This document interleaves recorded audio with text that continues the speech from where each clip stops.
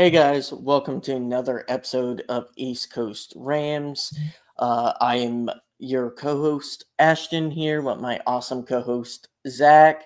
Uh, First off, again, want to say happy Thanksgiving to everyone. We had a spirited debate on last pod, but I think we both can agree, Zach, everyone ate good last week, especially the Rams. See what I did there? Getting Oh, better. what you did there. Yeah. Uh, how you You have a nice doing? Thanksgiving? Yeah, fantastic. Everything came out great. Thanks to my sister-in-law. Uh, Fantastic cooking by her. I just sat there and ate and enjoyed it. And mac and cheese was my favorite, so the mac and cheese was on point this year. And the chicken was also very good. I know some turkey level lovers will kind of like squint at that, but what about you? Well, I got my fill of turkey in. No ham was served at any of the meals that I went to, which was awesome. But only cranberry sauce was only at one of the three meals, so it was very Oh, bizarre. But had a good time. Got to enjoy the week off. Just got to get some family time and stuff. So it was awesome. But hey, it doesn't get any better to finishing off a holiday week than a Rams victory coming into Victory Monday. It was mm. so awesome to get the win. It was scary at first, but the Rams did it. They were able to make way with the win, 21-14 against the Saints in New Orleans. So super excited about it. Can't wait to break down the game. You're a little bit more excited to break it down than they were to play Hey, it, I I, guess. hey. We're gonna go into it. We're gonna go into it. I got my excitement. I got my notes. I'm ready to talk some football. But we do have some news first. You want me to go ahead and take care of the news? Yeah, let's go through this news because the Rams were so gracious and so nice to wait for us to record today, so we could get all the news in before we record.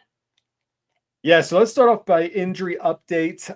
Matthew Stafford, Sean McVay said that he did suffer an ankle sprain during the Saints, but is expected to miss no time.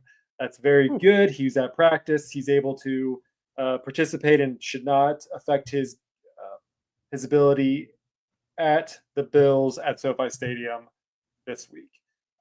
That's great news for us. Obviously, we saw that kind of ankle tackle that he got hit, kind of limped off a little bit to do the next play, did a couple run plays, just to make sure everything was good, and Hmm. you know we went up from there. Was that before or after that fourth down where he could have scrambled? Do you think that affected his choice to scramble?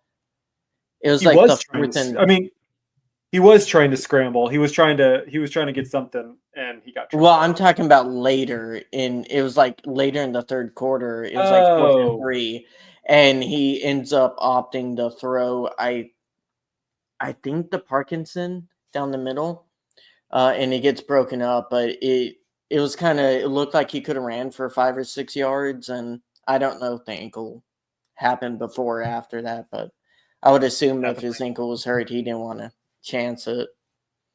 Yeah, I mean, it was. When we'll get into the game, I mean, really, it became a running show after that point. But like I said, we'll dive into that game. Yeah. Um, Also, Tyre Higbee returned to practice for the first time last week after tearing the ACL and MCL against the Lions in January. Um, and so McVay is kind of going less likely than likely that he will play on Sunday.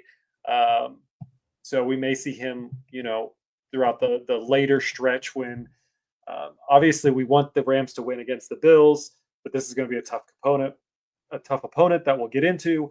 So having Higby at his best when the Rams will really need it if they want to make a playoff push will be good. Yeah, I mean Higby. I feel like he's going to be more of the same. He's probably a better pass catcher than Parkinson, and probably a better blocker too. Parkinson has been let's say underwhelming, to say the least. still nuts. I think we're top 5 in paying tight ends, and we probably have bottom 5 production out of the tight end position this year. Yeah, yeah, don't disagree. I think mostly it has to do with they're trying to help the offensive line out, but I completely get what you're saying. The biggest news of the day came from the Rams claiming former first round cornerback Emmanuel Forbes from the Commanders. Well, off waivers, so they didn't have to do any trading for that. Mm-mm. Like I said, former first round pick in the 2023 draft, picked by the Commanders coming out of Mississippi State. What is your thoughts on this move? Position where the Rams really feel like they really need somebody to help that secondary. Yeah, I mean, Darius Williams was getting cooked kind of routinely in this game. He struggled a lot. I know it's one game. He's had other games where he hasn't been the best.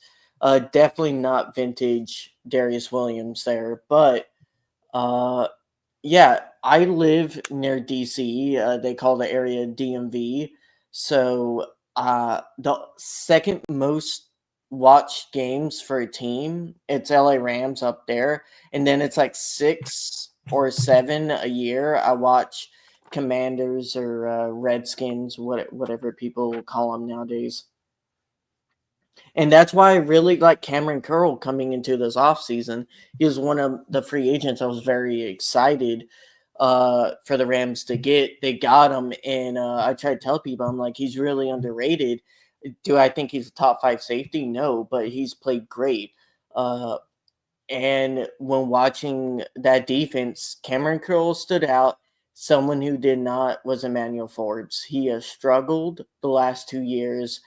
I'm not going to pretend to be expert on the Commanders' defense, but I will say the few games I did see him out, he wasn't having a good time. He looked like he didn't fit in the system. He was struggling to tackle. He had a lot of issues. There's a reason why this guy got cut in his second year, even as a first rounder. Almost no teams do that 2 years in. They'll wait 3 or 4 years. Like, how many times have the Rams had someone in the third or fourth round stick around for 3 or 4 years? So to be a first rounder cut, you have to struggle a lot. Now, I don't know how much of that was personality, how much of it was him not producing and training. That stuff, like as a fan, you don't really know. He just only played like 4 or 5 games last year. I think I saw him play 2 of those games. It was early in the year, and then this year he's only played like 1 game and a few snaps. So, uh, let's hold our expectations. Now, change of scenery does help some people, and there's a potential the Rams got a steal. We still could use his fifth year option. So it's a low risk, high reward type of move. And I definitely think it's worth taking a flyer on him and seeing if he can kind of like grow in our system. But I doubt he's going to be anything in the next few weeks. It's going to take him some time. And even then, when he has gotten snaps, they haven't been pretty. So people need to just not expect too much. Yeah, and you never know what Chris Shula could do with him and this defense. Putting him with this really young class. I mean, he's going to reunite with Kitchens, which is going to be good to see. I think maybe they'll play off each other a little bit. I Curl, will you mean? say, yes. Sorry, Cam Curl. You're right, not Kitchens. My bad. So that'll be interesting. Hopefully, they'll play off each other and Yeah. kind of get each other psyched, and maybe that will help the chemistry and build it. Because again, Sean McVay and the Rams coaches have done a really good job of taking players who were kind of, I wouldn't say like it's Christmas time, and so the aisle of broken toys. They kind of take those players and rejuvenate them a bit. Not saying that they were Yeah, broken, Dante but Fowler. they weren't good on other teams. They bring them on here and they can excel. So I think that maybe that's something that the Rams could look at this spot. This game was really interesting against the Saints because again, we've always been looking at cornerback position all year. And yes, Darius Williams, he was targeted 6 times. 3 of those were catches. One of them was for a big 28-yarder. So he was cooked a little bit this week compared to previous weeks. But one of the interesting notes was that Akel Weatherspoon didn't play a single snap the entire game. I thought that was super interesting. Whether some people like him or don't like him, I think he's still a really good, talented cornerback, and it's just been interesting that kind of seeing his ups and flows during the Rams game and not playing a single snap was interesting, especially when the Saints were kind of moving the ball quite a bit up and down the field. Yeah, I feel like they were going more heavily 3 safeties into cornerbacks with a lot of edge pressure this game. Yeah, I mean, realistically, you look at it, and I think they only did play 3 cornerbacks the whole time. So, Yeah. um,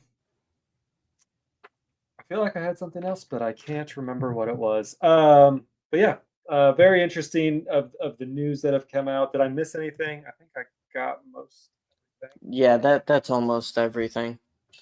Oh, Perfect. Robinson, he wasn't suspended by the team, and haven't heard anything from the league, so it seems like they're going to wait for the legal process to play out. And he Yeah, apologized to the team, so uh, we'll see if anything happens to that. yeah. Obviously, not something that you want, but hopefully, this will teach him and teach others not to do the mistake he made. He had a really good night, so we could kind of dive into the game. Um, Mhm. He had a really good night. I mean, he was only targeted 3 times, but he had 2 big receptions uh, for 49 yards total with the 1 touchdown. So, um, you know, he not saying that he made up for what he did, but he kept the game alive and he allowed the Rams to get that touchdown. So, good for Demarcus Robinson there. Yeah, let's kind of get into this game a little bit more. This was an interesting game plan by the Saints. They have done the opposite of what most teams have done playing against us, which is going heavily defending the pass, doing man to man, and just basically saying you're going to have to run it down our throats. And I feel like McVay didn't expect that. And it took us until half for us to really be able to do anything on offense. Well, definitely not in the first quarter. I mean, we only had 3 plays the entire first quarter, 3 and out, and we didn't see the ball again until the second quarter. So definitely not something that you want to see in your offense at all. Not at all. It really just Right. put a damper on everything. Yeah, I mean, I'll defend that a little bit just because like our one drive, 3 and outs happen throughout a game. Now Yeah, but with three us, it's pass more in the plays. first quarters. I get it. He should have ran at least once in that series, but the Saints were playing like they're in the fourth quarter with a 2 or 3 score lead. Like they were running clock really seriously, and it's also weird because really the Rams had 2 turnovers or turnover worthy plays that should have been defensive touchdowns, honestly. Now the fifth six I so badly wanted to happen. I guess his hand was going forward a little bit. We've seen that called the other way a few times.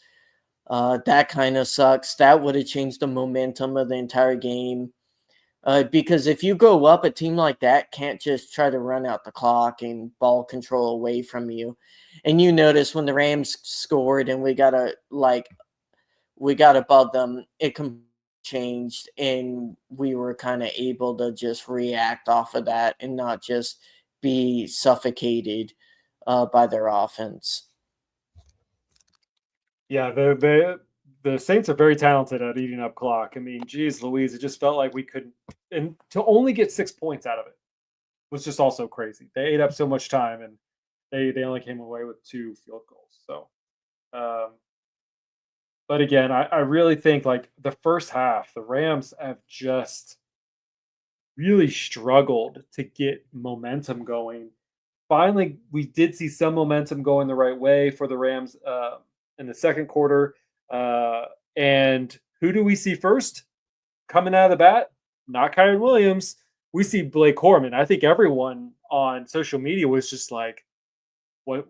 Like, is this it? Is this the time when C.J. Anderson takes over for what Todd Gurley when he started not performing, when Cam Akers, Sean McVay lost faith in Cam Akers. We were like, what is happening? I mean, you go down and he had during that drive, Kyron Williams had one play to Kyron Williams or to Blake Corum's 5. And he was being successful 9 yards, 10 yards, 2, 5, 6. So he Yeah. had some momentum going. It wasn't until the Rams got what was kind of marching down the field a little bit, kind of stalled a little bit, that they put Kyron Williams in for a play. But yeah, I mean it kind of felt like, oh, is this the time? Finding out in the second half that's not really the case, but still interesting. What are your thoughts about Blake Corum coming out pretty strong? Uh, yeah. Remember that was second drive. So first drive they go 3-and-out because they don't run the ball. They start running the ball at Corum. It starts looking really, really good at that point, and then they just kind of stall it out there. Uh, was that the play where we had a screen pass to Cup and the cornerback just like jumped the blockers? Are you talking about the 4th and 4, the short screen? Yes, 4th and 4. Yeah, so this drive we had 2 fourth downs. One we succeeded at 4th and 1, and then at the end that stalled our drive was that short 4th and 4 um, on the 25. A lot of people were really kind of mad about that. Or well, I wouldn't say mad. Everyone thought, why don't you just kick the field goal for points? John McVay was being pretty aggressive. I was good with the call to go for it, um, but obviously, sometimes you make it, sometimes you don't. Uh, I don't really like the short screens on a 4th down, but um, 4th and 4 is too long for me to go for it. Like if it's 4th and 1, 4th and 2, maybe, but you just take the points there. Like had we taken those points, um, we wouldn't have been scoreless at half, and B, by the end of the game, we would have been up 2 scores after we scored a touchdown. It's well, one of those things where I know that analytics say it. I just think, like, especially with how much this offense has struggled, especially in the first half, you got to take those points when we get in the red zone and get it because we were struggling to move the ball up to that point. I mean, I didn't see warm ups, so I don't know. I mean, but you also have to kind of think in the back of your mind of Sean McVay is that you have a kicker who has not done the best at field goal tries. You're 4th and 4. You're trying to be aggressive. You're trying to get your offense to continual momentum. You don't want to get stalled.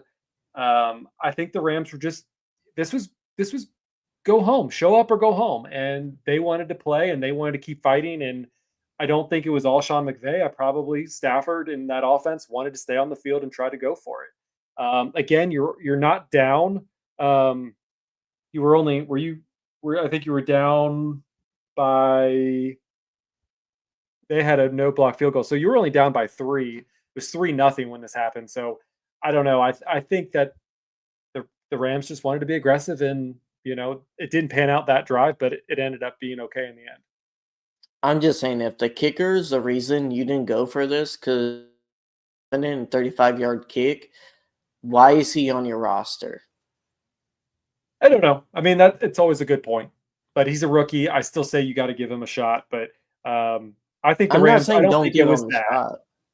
I don't think it was that. I think it was the Yeah. Rams wanted to be aggressive and they wanted to go for it and they wanted to try to get the offense moving and keep the defense off guard a little bit. So um, just I didn't don't work. think it was So a bad play call. It should have worked. DB just made a freak play, and we had bad blocks or lack yeah. of a block. It, it So um, moving on. So after that turnover on downs, Saints take the ball down. Um, mhm. Don't really get a whole lot out of it. Rant defense holds, kick the ball over. Rams get the ball back with 6 minutes left of the second quarter. Kyron Williams, he kind of really comes back out and shows like he is RB1 still, and this was a prove it game for him. I think a lot of fans were starting to lose faith, and we've talked about it. His fumble problem. It's not really the production that he has. It's the lack of, or it's the fumbling. But he comes out, 11 yards, 17 yards, 5, 4, 2. Like they run the ball, what, 5 times back to back. And then Stafford gets sacked. Um, Yeah. so uh, it wasn't great. Um, but you know, it is what it This was. this offense concerns me when any negative play happens. It feels like this offense automatically deflates instantly. If we get a 5 yard penalty, 10 yard Yeah. this year, it feels like anything where it's like, oh, you're going to be in a drop back situation passing. I feel like teams have had us dead to rights. I 100% agree with you. This one though, they actually did better than they have been in the past because after that sack, it was an 8 yard loss, and then Kyron Williams gained up, half of that back, or gained up more than that back, 9 yards to get them um into kind of a manageable situation. 3rd and 9, again, not great, but it wasn't 3rd and 15 like we're normally used to. Um, but then again, we go back to the pass game, which the pass game really in the first half was just kind of atrocious.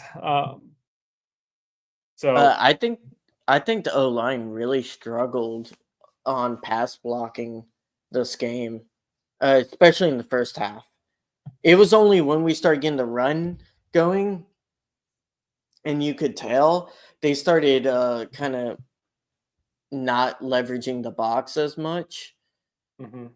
It's That's kind of when we started doing a little bit better pass blocking.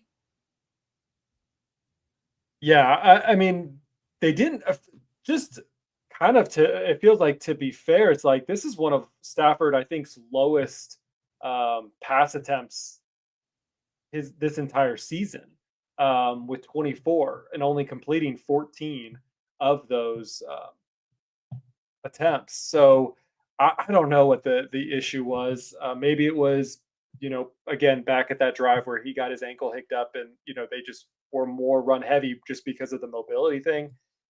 Not sure, but the run game was working, and I was kind of, I was happy that the Rams finally started more focusing on the run um, than they did in the Yeah, I pre. mean, how many times have we said has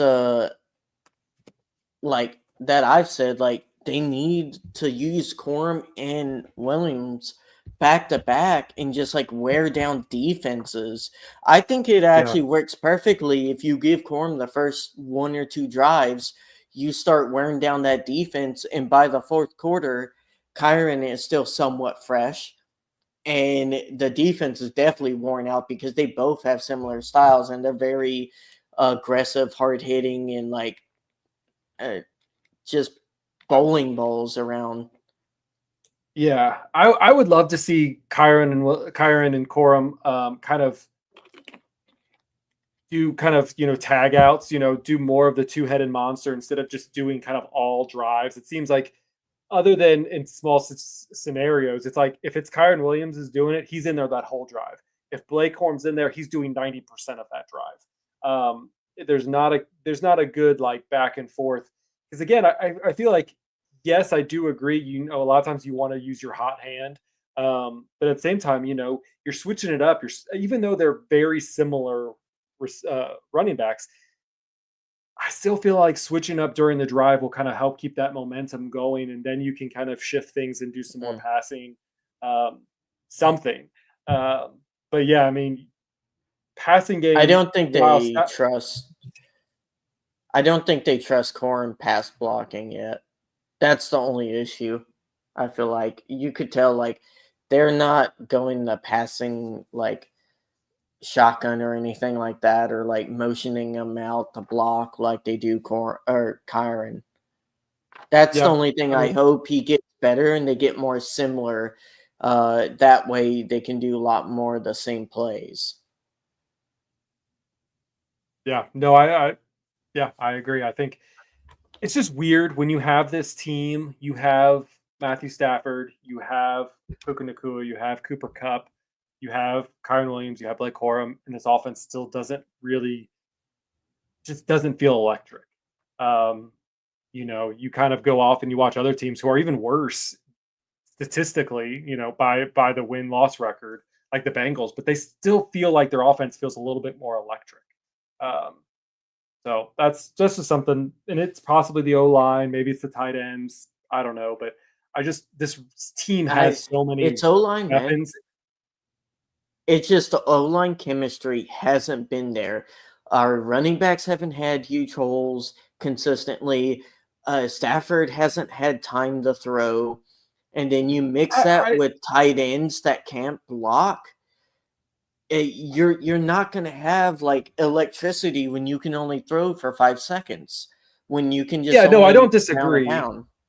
I think our pass blocking is Yeah. not great. I think our run game has been fine for the most part all year. I mean, when Kyron Williams is able to get 70 to 100 yards pretty much consistently every game, I think the run blocking is there. I just think it's this inconsistency of how many times we're passing in a drive, how many times we're running in a drive. Um, and then just some of the execution, like you said, like they're giving Stafford Mhm. no time to throw the ball. And when as good as Puka Nakua is, and as good of a route runner as Cooper Cup is, like if you don't give Stafford enough time, a couple of those plays, I think like his hand or his elbow got batted, because the defensive line was able to get to him, going towards Lark Jackson in that area. So Mhm. um, And we're definitely a momentum based team. So like when we get hot and we get on those drives, it's like good, good, good, good. And the problem with this year team, difference between 21, where we were very similar, and 23, at least in the second half of the year, and hopefully they can fix this, is they shoot themselves in the foot and it destroys the momentum, destroys whatever zone they're in. And I feel like the drives just collapse in on themselves, and I then mean, they kind of repeat the whole cycle over again until the third or fourth yeah. quarter. And I most mean, games, it's been too late to come back. yeah, I mean, you remember the stat, that they used to use for so long, up into even I think past the Super Bowl era, was when the Rams were undefeated when they were up at halftime. You Yeah. remember that stat that like every week it was like, oh, the Rams are up at half, they're 100% at half, and like that's consistent to this. It's consistent to if the Rams start off slow, they just seem to just continue to be slow for a good portion of the game. They need to get hot. They need to get hot early. And if they don't, they just struggle until eventually they figure it out. Because I mean, in the second half, how many times now have we seen them come out of the second half and then drive the ball down and get a touchdown? A lot of times, and a lot of times recently. So I don't know. They got to figure something out. They need to get their hot hand. They need to start scoring quickly. Um, because what you don't want is that, when the Rams started getting hot, guess who also got hot right behind them? The Saints were kind of on their tail for a little bit too. So I don't know. That's just my thoughts on Yeah. it. They can't play But like this against the Bills. So, they can't. No. They're going to have to run. They're going to have to eat up clock. They're pretty much going to have to do what the Saints did. I feel like. you know, eat up as much clock as you can, to not let Josh Allen be on the field. Um, that defense is going to have to play strong and have to, really scale up. Um, every team's beatable. I still believe that. I still think the Rams can do it. It's just it's just going to be a much tougher road, similar to the Eagles. Mm, mm. You're not saying we're not going to have Manuel Forbes have 4 pick sixes in his debut game?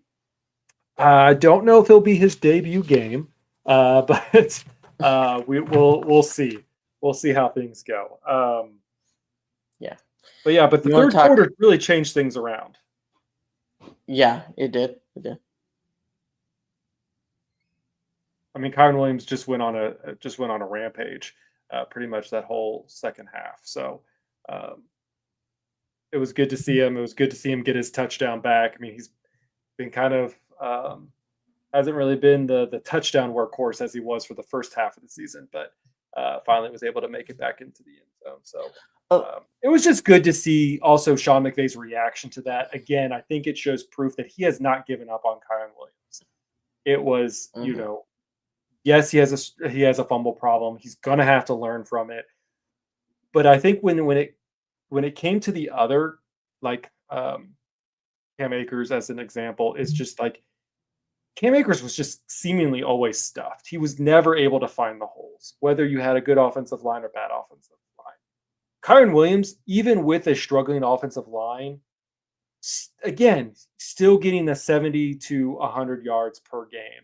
So whatever you say about it, he's still making Mhm. some production. It may not be as much as everyone likes it to be, but he's still doing really good at his level. Yeah. We also had the highest percentage of play action passes in a season, and we're pretty high for a lot of teams, but it was definitely a second half adjustment from Yeah. McVay. You could see that it was like, let's run first, let's get them biting on that run, and then we'll just consistently just play action off of it to help get a little bit of separation from the Yeah. It, linebackers and stuff.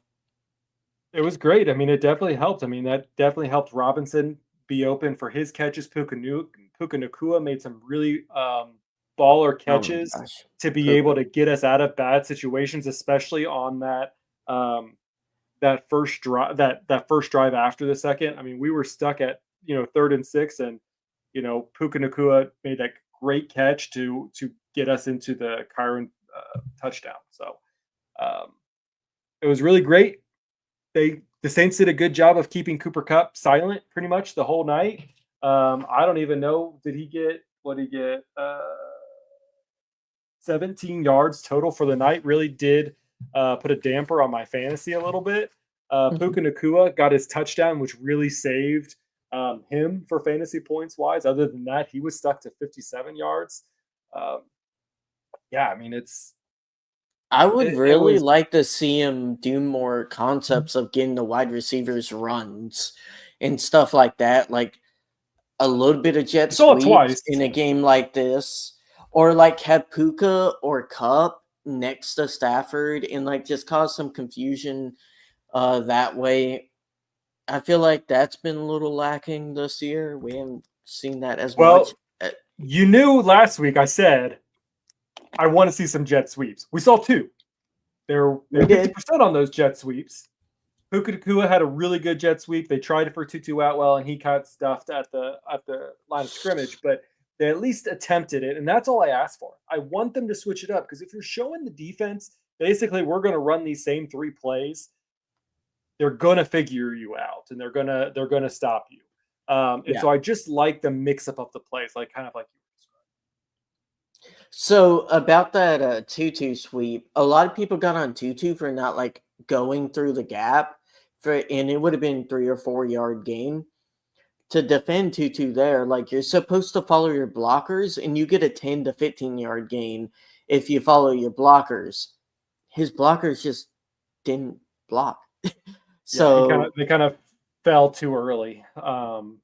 So yeah, not great, but again, with you. I don't fault Tutu for that. I want to see him get more action because again, he was targeted twice, got both of Mhm. receptions, totaling 39 yards. So other than Robinson, his average was 24.5 yards. Tutu Atwell was 19.5. Those are our long and distance players. Puka Nakua and Cooper Cup have seemingly been more of our 5 to 10 yard range receivers. And this is kind of usage, in my opinion, that Tutu is meant for. Just having him in there for some good medium range passes and a deep shot here and there, which we don't really use him like that. We use DeMarcus Robinson more for deep shots than we do Tutu.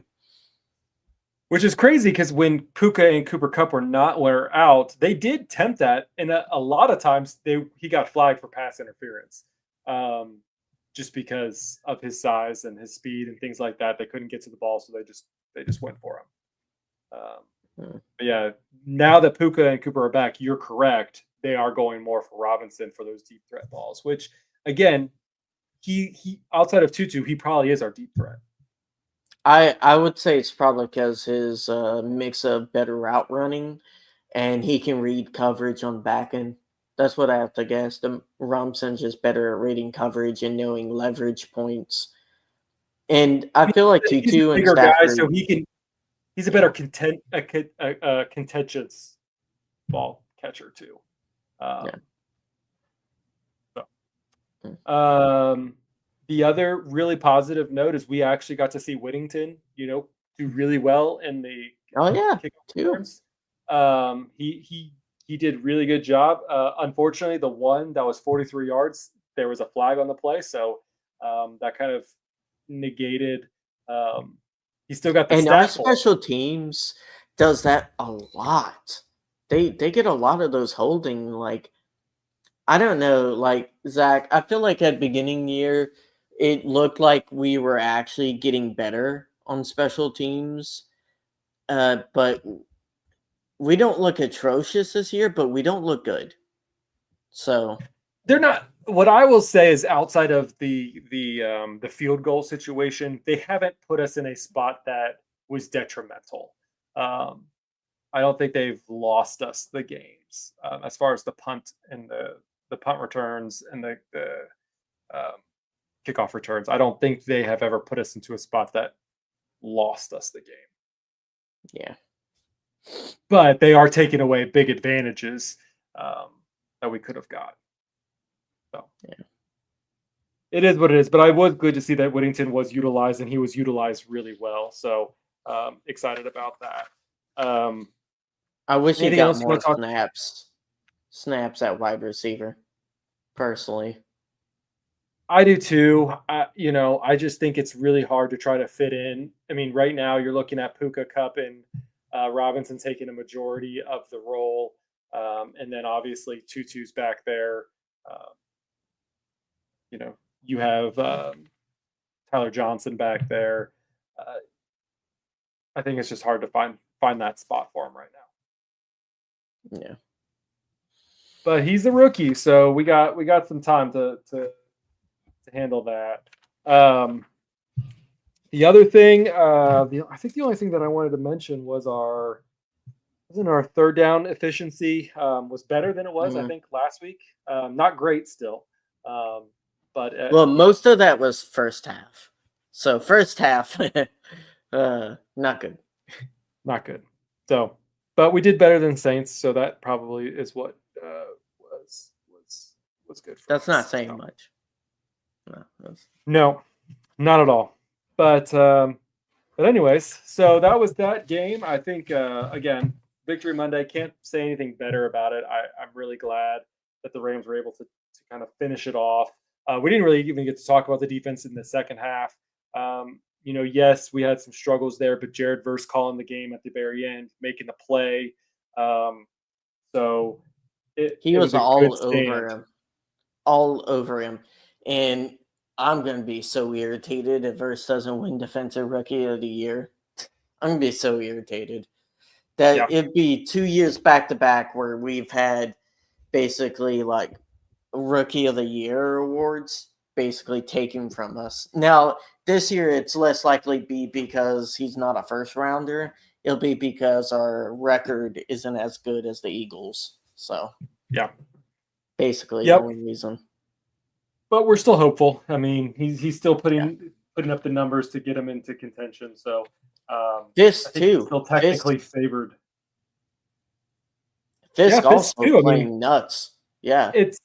it's crazy when it always seems like the Rams have almost two players consistently going out for some sort of, whether it's, I know not always rookie of the year, but defensive player of the year or things like that. They always seem to have multiple players in those spots. So really good to see that we got Fisk and person there. So Yes, and we did hold up Kamara decently. Not it was looking bad there for the first two drives, and then they fixed it. Roseboom definitely started playing a little bit better. Spates had a good game. Roseboom was hit or miss. yeah, I was not a big fan of Rose Boom this game. I really thought he struggled. Yeah. Anyways, all right. Well, that's the game. We got the Bills up next. Should be interesting. SoFi, it's not a primetime game, so maybe that's benefit for us. I don't know. Uh, and then after that, we got the 49ers,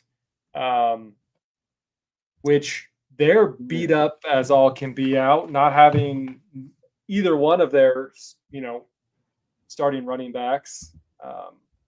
Both McCaffrey and Mason are put on IR, and I think I saw somebody else just got put on IR from their team too. One of their defensive linemen, is it? Yeah. I'll find it. Yeah, their defensive tackle Kevin Given tore his pectoral muscle and is out for the season. That was a rough game for them last night. I mean, I'm really glad that the Rams are playing them in SoFi. But I guess we'll see how it goes in a couple weeks where we're in New York. I actually think that would benefit this team more. They feel like they need to run more than they need to pass, and we get in trouble when we pass a lot. So maybe we need a cold game. I don't know. I think after We'll the see. embarrassment that the Bengals gave to the Bills a couple years ago in that snow blizzard for a playoff game, I think the Bills have to just all consistently be practicing in like 10 feet of snow because they When seemed was the last effortless. time McVay had a snow game? We've had one, right, in 2019? Was it a snow game? I remember it was snowing in Green Bay, but I don't know if I would Yeah, consider that you're right. I don't know if I would Not consider a that snow game, but yeah. that was a cold game for sure. But I Yeah. don't know if they've ever. I don't know if McVay and they have ever played a snow on the ground game. But could be wrong. Hey, leave us if you know that information. Drop those in the comments on our YouTube channel or Apple, wherever you want to drop your comments. Feel free. Let us know. Have the Rams under the Sean McVay era ever played in? It has to be a decent amount of snow. There has to be snow on the field. Can't just be snowing outside. So the Bills are a kind of team that I would say how the Rams going into the season, what they wanted to be a top 5 offense with a middle of the pack defense that's just good enough for them to kind of best opponents. Most of the time, it's their offense smoking so much the opposing team that they get in such bad situations, defense can take advantage of it. 49ers kind of beat up, but they haven't been blown out teams consistently like the Eagles. Josh Allen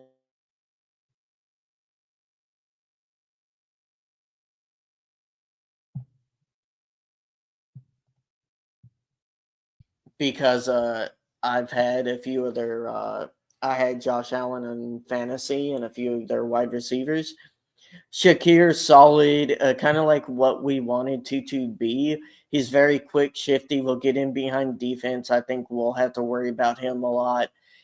Amari Cooper hasn't had the workload I would say people expected, but he's still learning the offense. I think against us, he could be pretty good and do kind of what AJ Brown did to us. Cook, he's a receiving back.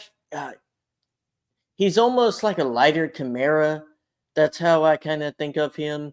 He isn't as like able to break those long runs, but he's still very good, very shifty, and nimble.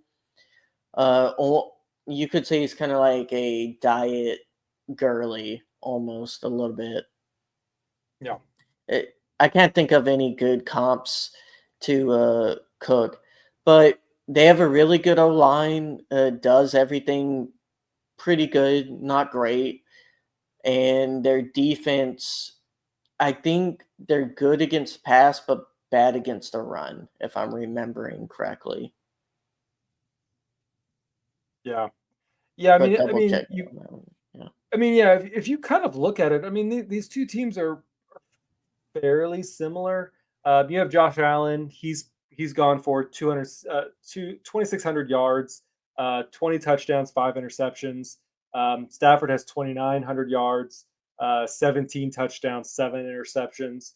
So slightly worse on the TD and the interception thing. But Stafford, over the last 2 games, hasn't thrown an interception. So, positive news. Rushing, you compare Cook to Kyron Williams, 151 carries, 703 yards to 11 touchdowns. To Kyron Williams, 222 carries, 926 yards and 10 touchdowns. Mm-hmm. The Bills' leader in receiving yards is Shakir, 60 receptions, 629 yards, and 2 touchdowns, compared to Cooper Kupp's 58 receptions, 565 yards, and 5 touchdowns. So they spread it around a lot. You can't key in on one person, and they do a lot of dink and dunk, and frustratingly doesn't use Kincaid, who they jumped over us to draft just so they can just sit and throw to Dawson Knox. So I am not salty about not getting Kincaid at all. Or, the Raiders doing the same thing, that same draft, and not using that tight end now either. Sure. And while, James Cook does have less touchdowns than, Kyron Williams, you look at Josh Allen, he's also been able to rush 6 touchdowns himself. So, yes. Yeah, so you're going to have to be careful of Josh Allen. Again, it's the whole, it tends to be when the Rams have a mobile quarterback, they do try to contain the mobile quarterback, which is great, but then they don't contain the running back too. So they do a good job of holding a mobile quarterback, but then open up the door, and usually they wide open up that door for the running back. So we need to see a little bit going there in that direction. You see that crack toss he had? He passed it to, I believe, his tight end, and his tight end tossed it back to him for a receiving touchdown. Yes. Josh Allen is wild, man. That's crazy. I mean, Josh Allen's just amazing. I mean, you kind of go through here. He's thrown to 15. He's thrown to 15 different receivers for touchdowns. Yeah.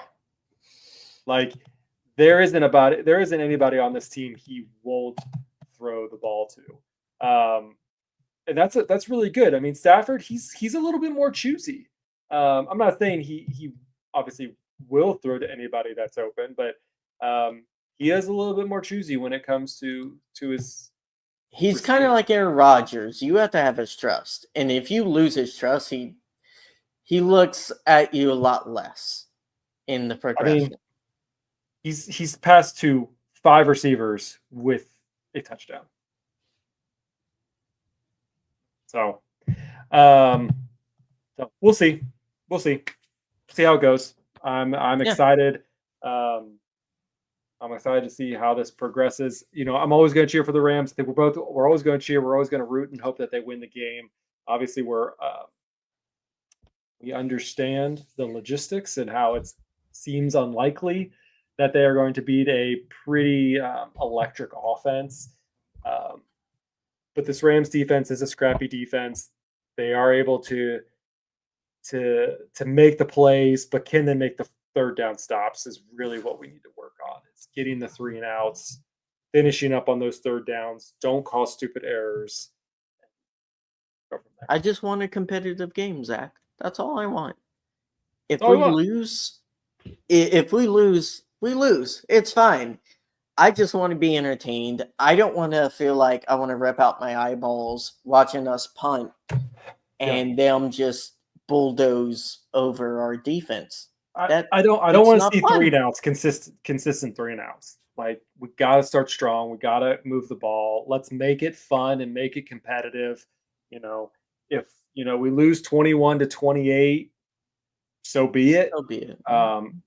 That would be more entertaining than the game we hit 5 field goals. Like 15-28 is not a fun game when it's all I mean, if we're winning that game, I'll take it. I don't want to watch it. Yeah. All right. I think we have talked a lot. Yes. But it's Victory Monday. We take the moments when we get them, and we took this moment to talk about our favorite team of existence. Ashton, you got anything else going on this week? No, just getting ready for Christmas, going out. Santa's doing his shopping, making sure he's double checking the list. So, just getting everything ready for the next holiday, and hopefully, you're doing the same. Yeah, we're prepping for Christmas. It's getting exciting. Hopefully, I get some Ram stuff under the Christmas tree, but that's for a different podcast for a different time.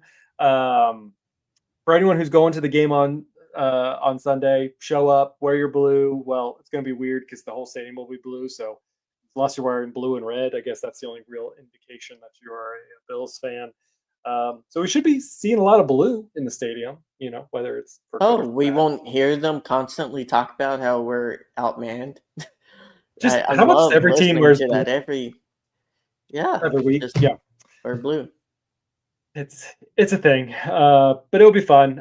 They're celebrating Rampage's birthday, so let the festivities begin.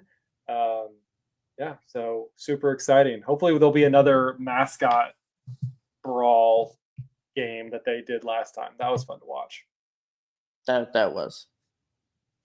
All right, well, that's going to wrap it up for this week's episode of the East Coast Rams podcast. Thank you to everyone who joined us during the live stream. Thank you to everyone who listens to us after the live stream, whether it's YouTube at youtube.com/at East Coast Rams, whether that's on Spotify, whether that's on Pocket Cast, whether that's on Apple Podcasts. Wherever you listen to your podcasts, you can find us there. But please, you subscribe to our YouTube channel. Again, youtube.com/at East Coast Rams. Leave us a comment below. What was your favorite part about the game? And then also, if you find out that the Sean McVay has played in a snowy game, leave those comments there as well. You can find us on all the social media platforms: X, Blue Sky, Threads, Instagram, you name it, we're there.